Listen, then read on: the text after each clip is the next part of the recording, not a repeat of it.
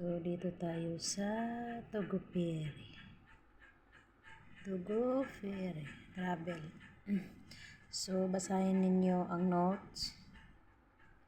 Okay. Yan, babasa natin sa mga infants below 2 years. Ayan.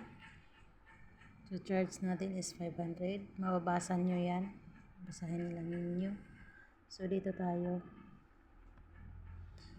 Okay. Dito tayo sa Manila to Iloilo. So, Manila tayo. Iloilo. Okay. Manila to Iloilo. So, departure date.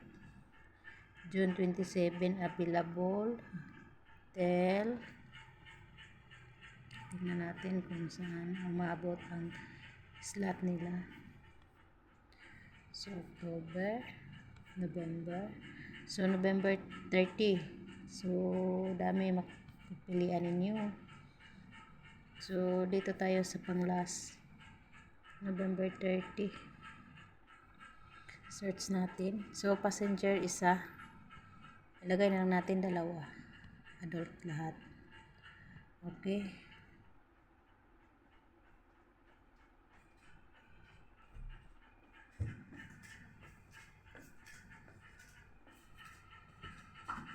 Okay, yan. Alert. So, sa dalawa, alert, the following accommodation, seater, super value, mega value, tourist, business class, and household are passenger may are not be assigned within the same cluster or within the same room. So,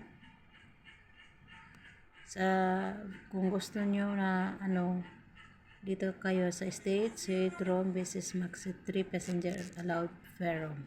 Okay? So, okay tayo. Dalawa tayo. Okay. Ayan, makikita natin. Nagla-loading pa. So, dito tayo. Dalawa eh. So, Manila to Iloilo. Set room for 2 is 7,518. So, dito tayo sa business class room for 2. Dalawa is 5,617. So, dito tayo sa tourist class. Ayan. 2,970. Dito tayo sa mega value class. 2,770.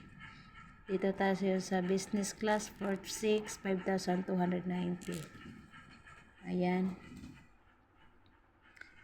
Ayan, babasahin nyo lang yan.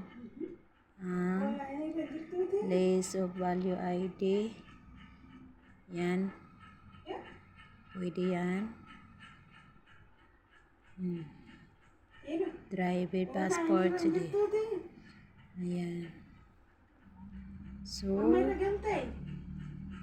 yan ang available natin sa Manila to Iloilo. Ayan. Bigay ng kasama ko dito. Ayan.